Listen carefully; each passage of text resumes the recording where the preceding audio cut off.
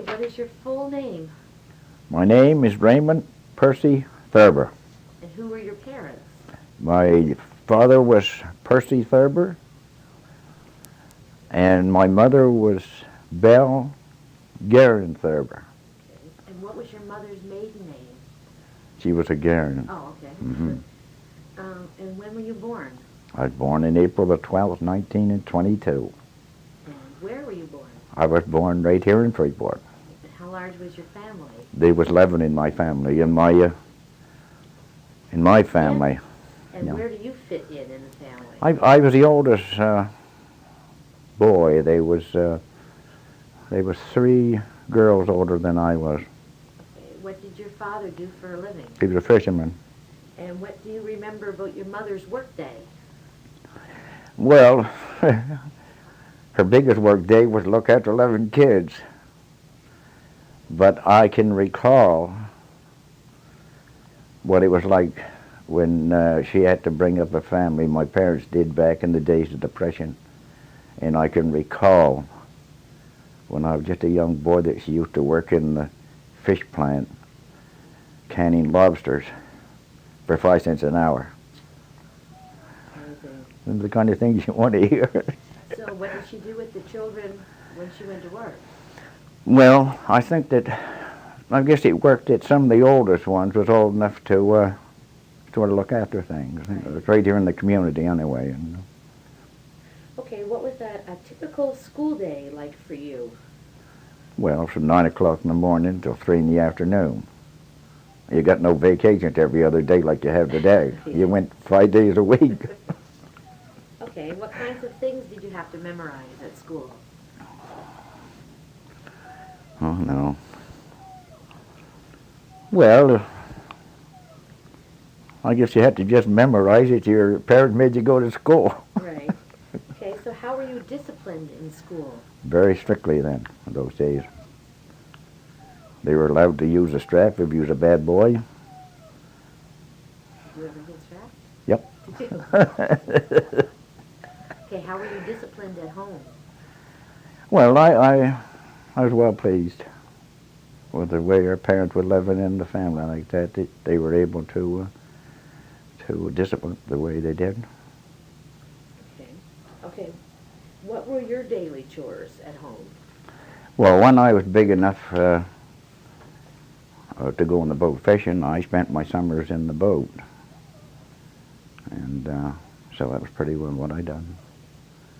Okay, after your chores were done, what would you do with your free time?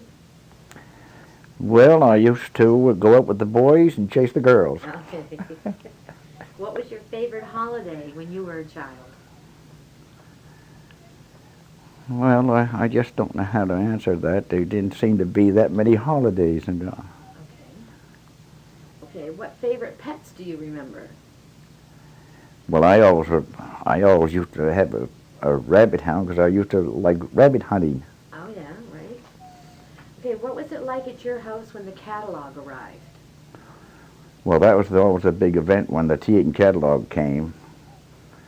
But I know, I can only speak for my mother, that she had to go over it very carefully to make sure she could afford to buy the things she would like. And if you would like, I can tell you one instance, my own personal experience as far as the tea catalog is concerned. I worked all summer, and I earned enough money to buy a suit of clothes with long pants. And the suit cost $9.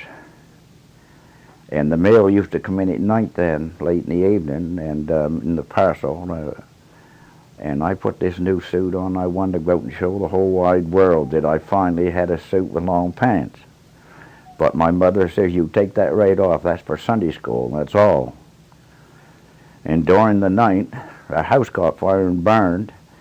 And when daylight came, I was in my bare feet and just the underwear. I went to bed, and I'd lost my. And my mother always said I cried more because I lost my suit than I did because we lost our house. Amazing.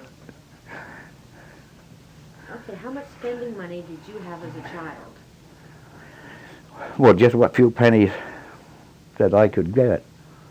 I told somebody this the other day, it's hard for young people today to accept, because they would say, this is just another one of them yarns.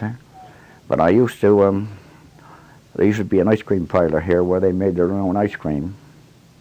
And another chap, no, he's gone now, we used to go nights and crank the ice cream just so we'd get a chance to lick the dashers off when we were done.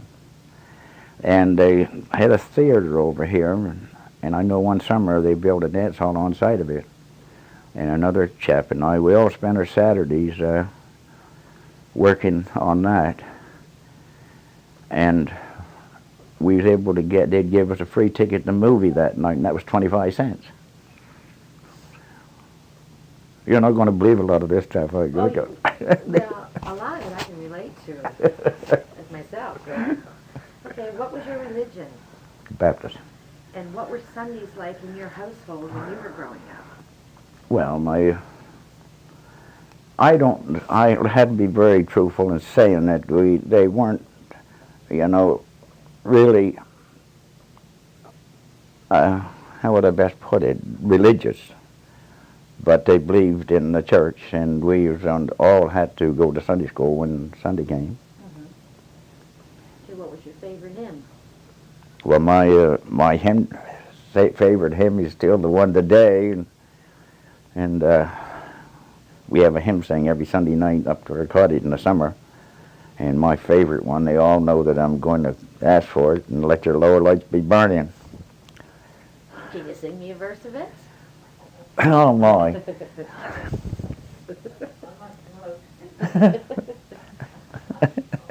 Do you want to try or not?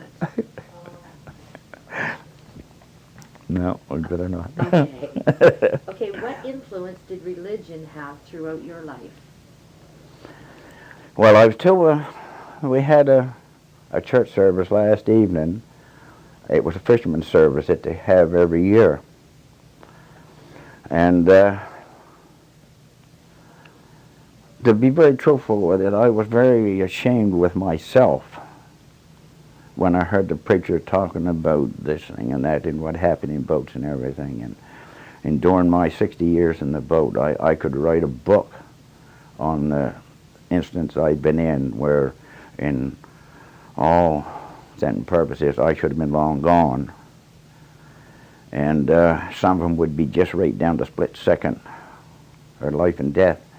And last evening, more than any other time, when I was sitting there listening to the minister, and I was thinking that I'm so ashamed with myself that it took me so many years to realize it wasn't just lucky, because these things wouldn't have happened in the first place. But I have to believe now that I had somebody looking over me. Great. Okay. How did you keep up with what was going on in the outside world? How would you get your news? Well, my first days, they had radio to get news. Then I went in the Army when I was 17 years old, so I got a lot of news then. I lied to get in the Army, and I would lie a dozen times to get back.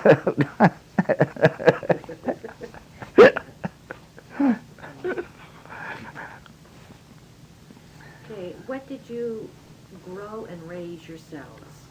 What did your family grow and raise themselves? Well, they never ever Like I'm thinking vegetables. No, they never had, in my day, they never had any gardens or anything like that. He was a fisherman, and what they used to do then, they used to, they called it going trading, and they would take dry fish and take them, and Father always went to Bear River in his boat, and he would trade them for vegetables and apples and everything. They were sort of a barter system that they used. You just answered my next question. Okay, how much of what you needed did you make yourselves? Did your family make themselves? Like your clothes and things like that? My mother, yeah, she most generally, she always made all my clothes and everything up until I was able to get that log back. How did electricity change things for you? Well, it changed it an awful lot. I mean, I never thought too much of it at the time because all my young life it was just an old kerosene lamp, and you just took it. That was the way of life. But when they come in with hydro, and I know it had to make it a lot more convenient for my mother than it would to me, because at that time they had electric washing machines and that thing, which he never had before. But it didn't make that much difference to me, I don't believe, personally. Okay, do you remember when you got running water? Well, we had running water all of my lifetime because we had gravity-fed water, so there was no problem there. And who was the doctor when you were growing up? Dr. A.F. Weir. Okay, how far away did he live? He lived right here in Freeport at the time. Okay. And who delivered the babies in your community? Dr. Weir did. He used to look after all the died babies on the kitchen table. Do you have any memories of a brother or a sister being born when you were growing up? No.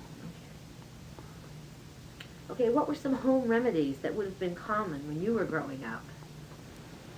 Well, Raleigh's medicated ointment, Sloan's liniment, I think that was about all the medications, and aspirin tablets. So you would take those for a cold or? Yeah. Okay. And how did you take care of your teeth? I never. How often would you see a dentist? I don't think I'd ever do a dentist till I had my teeth taken out during the war. Okay. So when someone died, what was the wake like? Would there be wakes? You know, where they would keep the dead body in the home for 2 or 3 days and then they would bury it, or? Yeah, they sort of, it was sort of a community thing in a sense, you know. Everybody would pitch in and help with the funeral, and we used to have an undertaker here, and they most generally left the body right in the home until burying time. Right. Okay. So how often did you get to leave Freeport? I don't think I'd been off the island a half a dozen times before I went in the Army in 1941. So if you got the chance to leave Freeport, where would you go? What do you mean, now, or? No, back then, when you were growing up. Well, I don't know of any place in particular, because I didn't know all these places, I guess, would be the best way to look at it. Right. Okay, when you were growing up, what were the roads like? Terrible. There were nothing in the spring of the year that you had a job to get through them. They were all dirt roads. Oh, then. yeah. So who would look after the roads? Well, they used to have what they call a road foreman in each community, and that was his job to see that ruts where they would get too deep would be fixed. So back in your time, like, did your father have to go out and, like, during the winter time, would he have to clear a certain section of the road? Yeah, back at that time, there was, I think it was through our village commission or the municipal council, either one, that everybody was detailed. They had the responsibility of going out and shoveling snow, and they could be penalized if they refused to go. There was no salary to it or anything like that. So do you know what the penalty would have been? No, I don't. Okay. Now I'm getting to your teenage years. What did you expect to do when you grew up? Well, I don't really know. I say all I ever knew was to go on the boat fishing. I loved it. But I was just I was just a kid when I left home to go in the Army, and the only thing I wanted to do, I was awfully sick during the war. I laid in the military hospital for a year, and then I had to convalesce for a half a year, and then I had to convalesce for another half year. And I only had one thing in mind then. I wanted to go back home. Yes, I would imagine. And I did come back, and after I got feeling well, I went back to what I liked to do, fishing. I loved it. There's something about that salt air, isn't there? As a teenager, what kinds of things did you do for fun? Oh, we used to do different things. We used to have wiener roasts, and we used to go on the beach down here and dig clams and have all get together and have clams and then well, there were different times. Then we had card parties, and we used to play a lot of what they called different things. Okay. Who were your movie idols? Did you ever go to a movie? Yes, I used to go to movies, and back at those times, I'll have to put it this way: the ones that sounds more familiar to me, like Clark Gable and ones like that. Okay. What kind of music did you like? Well, I don't know if any music was something that Okay. interested me all that much. What kinds of sports did you enjoy? Well, I used to play a little bit of baseball with the teams here, and skating in the wintertime, and swimming in the summer. Right. Okay, what do you remember about dating? I don't know, Rita wants to hear this or not.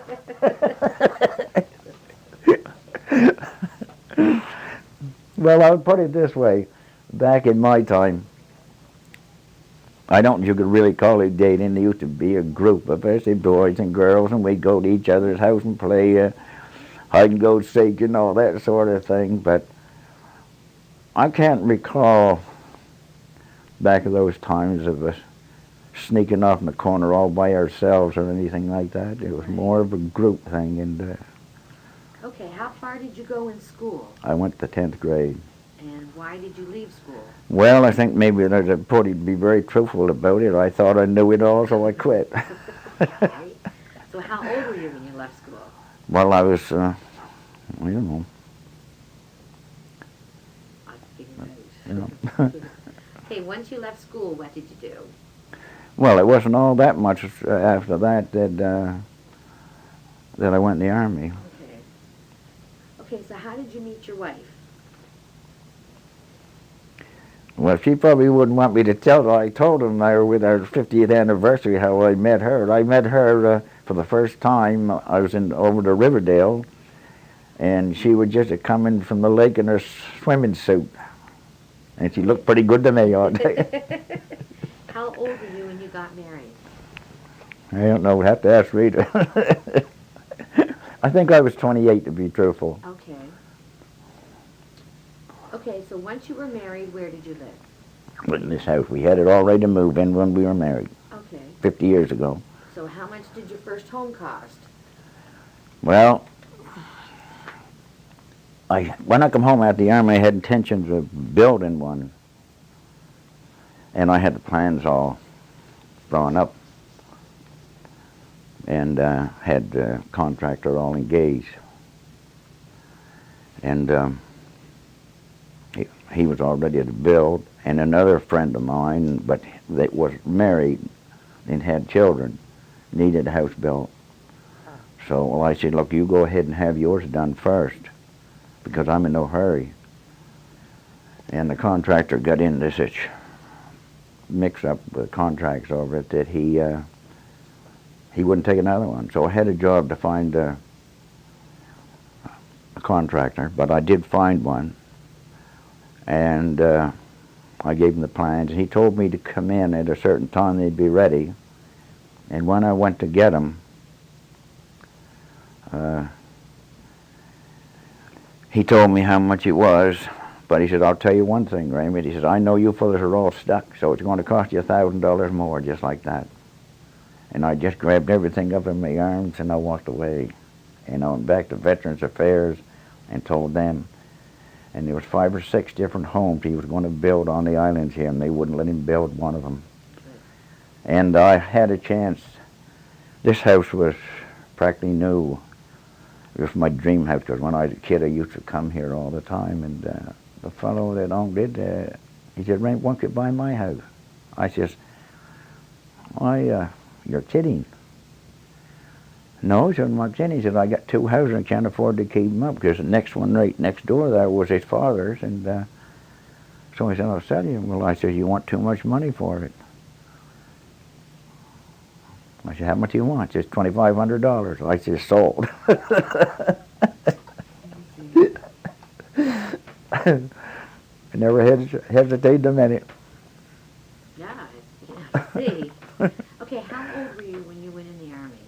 I was 17. I was not quite 17. I was supposed to be 18 to get in then, but I was just under, so I like I said, I just lied a little, but they didn't care. Okay, what was your salary when you started that job? $1.20 a day. How much tax did you have to pay on that? What, in the Army? Yeah. Oh, no, I don't think. Oh, okay. Okay, what do you remember about the Depression? Well, I would repeat myself if I went on, because it was just something that the young people just couldn't realize. And we never thought so much about it because it was a depression. It was a way of life with us. We knew no different. Mm-hmm. So we didn't worry about it. Okay, what do you remember about wartime? Well, I never get into the end of the heavy fighting myself. Early in the war, it was hard. It wasn't so easy to get overseas because they needed to fill all the positions otherwise. So I was on various things. I was twice. I was on draft and on my way overseas, and they put me over. The last time I was on my way overseas when the Japs struck at Pearl Harbor, and they pulled 100 of us right off the draft and sent us through the West Coast because they figured the Japanese would be there within 48 hours. And our job was, I was with the artillery, they said, about anti-aircraft. And after we got that set up, I was assigned a detail to go underrun the Japanese homes along the waterfront. And our job was to confiscate all communication, like telephones, radios, or anything like that. And then it was the hardest assignment I ever had because I was only a kid, and I'd go in those houses. They knew we were coming. They had to, but we had no choice because the Japanese were on the waterfront. The spies could be in there anywheres, and but the part that broke my heart. I'd go in these houses, and these women, they would come, wrap their arms around you, pretty near squeeze you to death, just pleading, do whatever you got to do with me, but don't take my kids out of my house. And these little kids would be there around their mother and see their mother crying. They didn't know what was going on. And I was only a kid myself, and but I could sort of quiet them down. You could go in different houses and see where they tore the telephones off the wall and everything like that. And then you had to job to find them. I know some of the boys dug under tons of coal before they found them, that sort of thing. But I could sort of soften the thing up because I could tell them that I'm not taking you out of your home. We're here to confiscate this. But I knew there was another detail coming right behind that was going to take him. But it was one of the hardest assignments I ever had. Well, then after that, I was detailed on different things. One was I was on assignment to the Americans, the cable boat, and went to Lucian Island and put in communications. And we lost our supply vessel. She was torpedoed on the way up.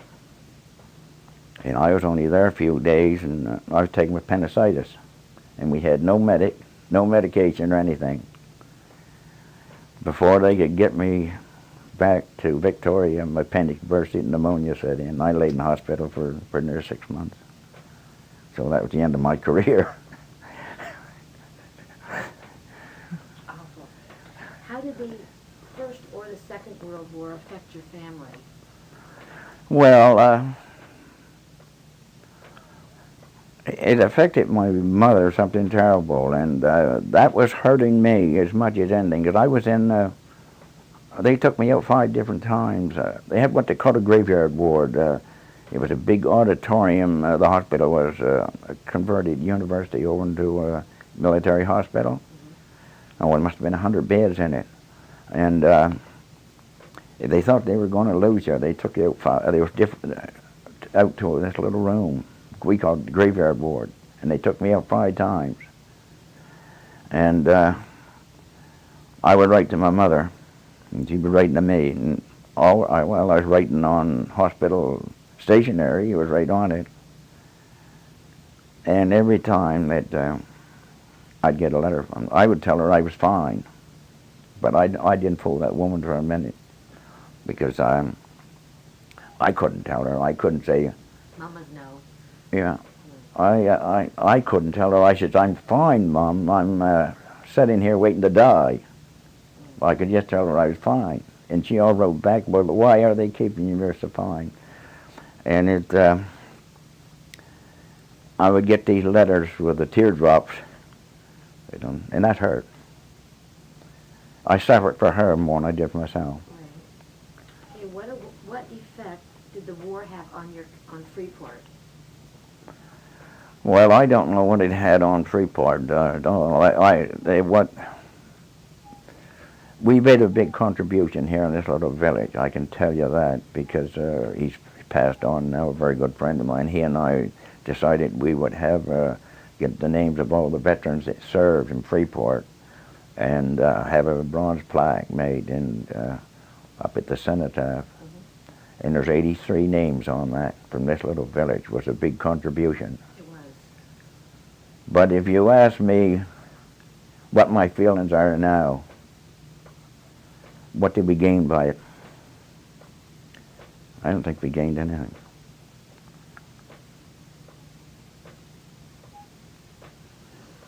Okay, how did you plan for hard times or for your retirement?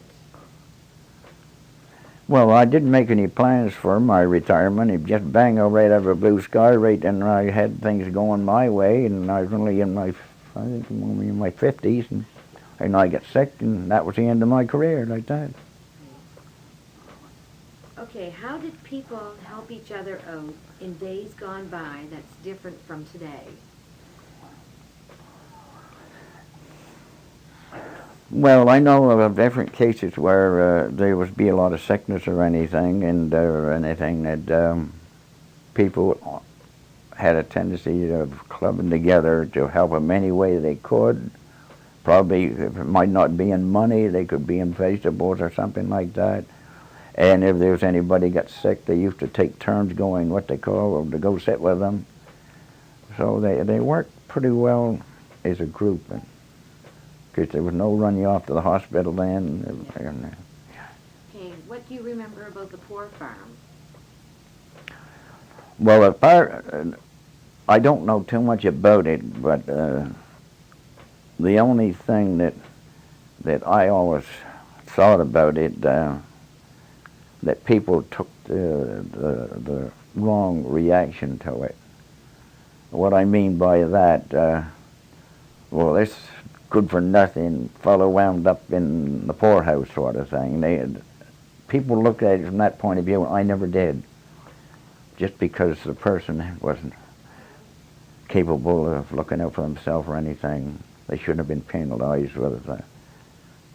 I mean, that would be my feelings, whether it's right or wrong. Okay. How important was politics in the early years? Well, I don't know, and if it's any different. Well, I'd like to give you, for instance, would a person get a job depending on how he voted? Well, I don't. I've heard that different times, but I can only speak for myself. I belonged to one party all of my life. My father before me, and I don't know of anybody that really took the politics to get a job. I never did anyway. Okay, describe Freeport for me when you were growing up, like stores and different things that would be here.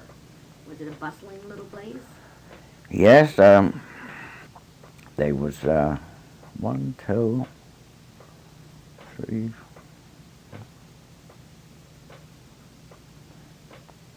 I think there was around about 8 stores in Freeport alone when I first remember. Do you remember? 8 or 10, and now there's one. Okay, so they would have been grocery stores? or Grocery clothing stores. No, well, groceries. It would be general stores. Okay. All right, so how was the law enforced in Freeport? Well, our laws, we had the only police protection we had was what little we get out of Digby. We never had any. There used to be it way back. I know I used to be. They were appointed by the municipal government, police constables, and I know I was on there for years. And you had to act whether you wanted to or not. So if there was a problem in the community, then you could be called out? Yes, you were called out to break it up or what have you. It didn't make it very popular. Yeah. Okay. Who was the largest employer in Freeport? Well, the largest one they use, D.B. Kenny is the largest one. Now is about the only one. But when I was a young fellow, that there was 4 fish plants going strong in Freeport. Now there's none. Okay, in those 4 fish plants, how many people would have worked there, roughly? Well, probably well, I would have to think just on a quick guess, they would be in the vicinity of 100. You're taking the 4 plants. So their job would have been to clean the fish and Oh, yeah. can it? Hmm. Okay.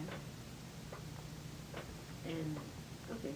So did you belong to any organizations? Example, like the Masons or the Knights of Columbus or anything like that?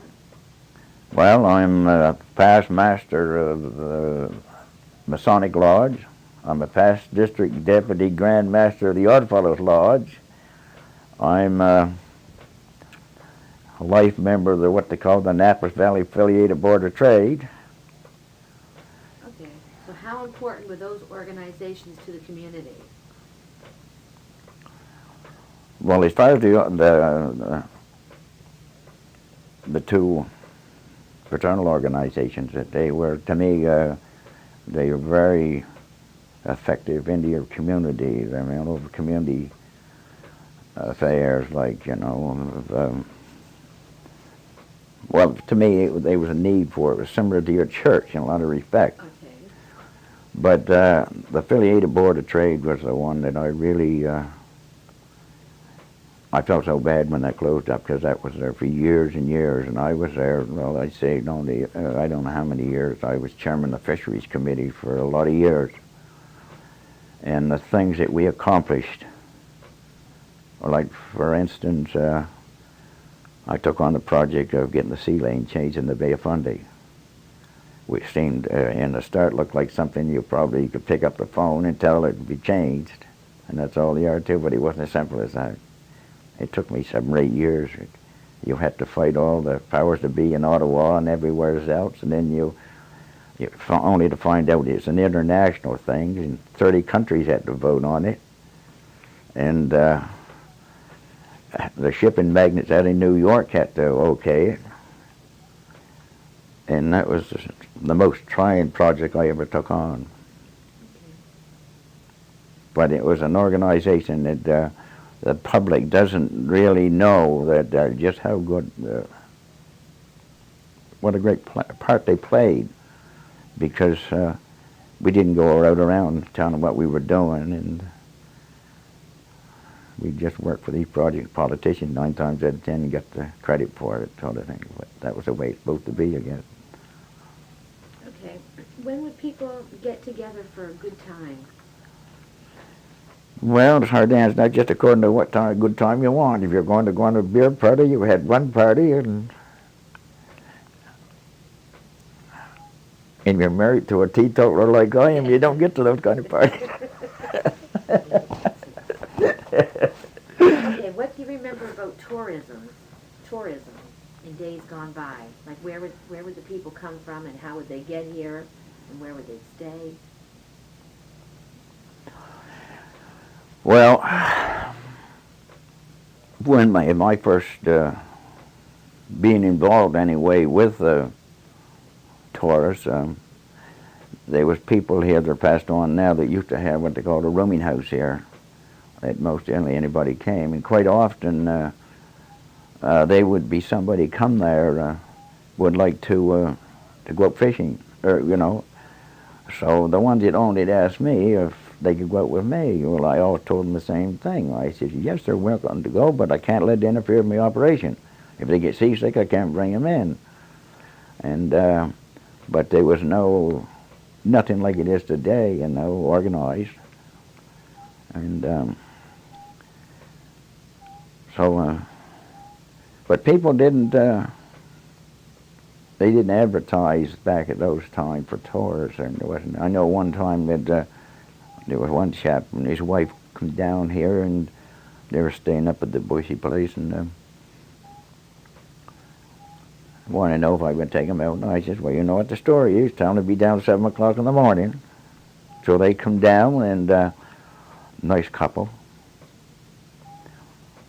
And I think it was the second day they went out with them before I even know what their names was. And it was Lieutenant Governor Mitchener. Well, then I said to myself, holy smoke, how can I entertain a man of that caliber?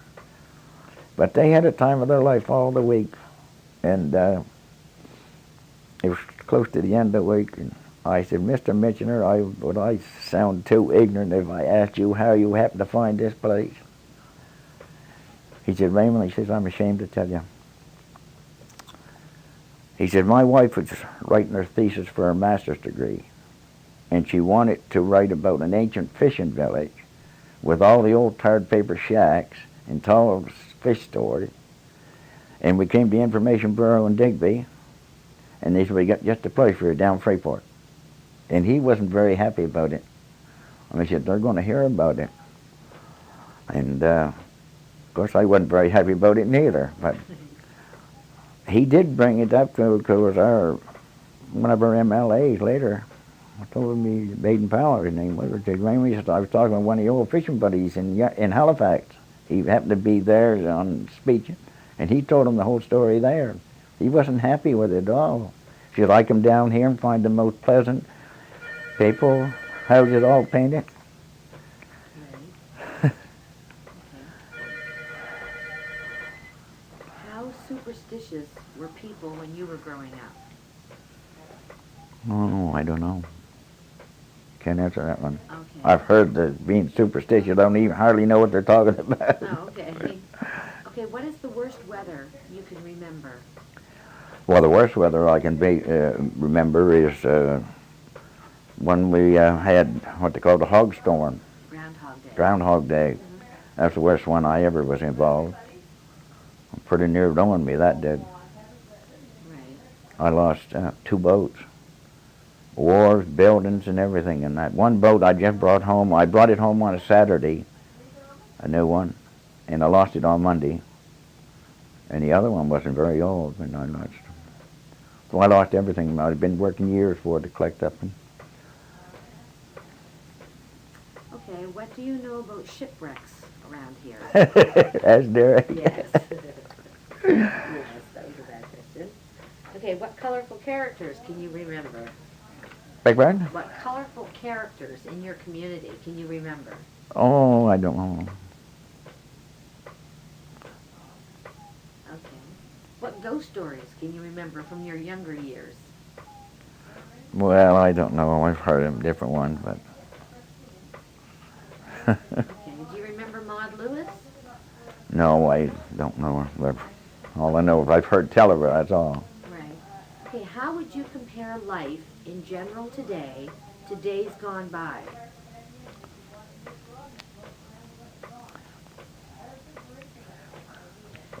Do you think, I guess it comes down to, do you think that the children are better off today or when you were a child? I mean, was the life a better life back then or today? Well, to me, at my age, I'd say give me the good old-fashioned days, because I don't, in my own mind, today is too fast a life today, and right here on this community, I don't know half the people because I asked Rita who this is. Well, it's so and so, but her father is somebody else, and that sort of thing. You never heard tell of that when I was a kid, Right. and so that's how it looked different to me. But no, I think that people were closer together than friendly-wise. Okay, just one more question. Going back to when your mother worked in a fish factory and she canned lobsters, can you tell me a little bit more about that? Like what kind of things would she have to do, or how would you can lobsters? Well, what they see, they had a cannery would can them in the end, but they had to, well, you know, lobsters, you have to break the shell on, take all the meat out of them, and I can remember back that when they didn't use gloves in, but her coming home with all of her fingers wrapped in yarn, where the shells would cut their fingers and working in them all the time. It was pitiful. I used to feel so bad to see her that way. Okay. Well, is there anything that you would like to add or to say, or? No, I guess I said too much now. They always, Rita always says I never learned to keep my big mouth shut. You did just fine. It's like Derek, oh, you turn that off. Okay. All right.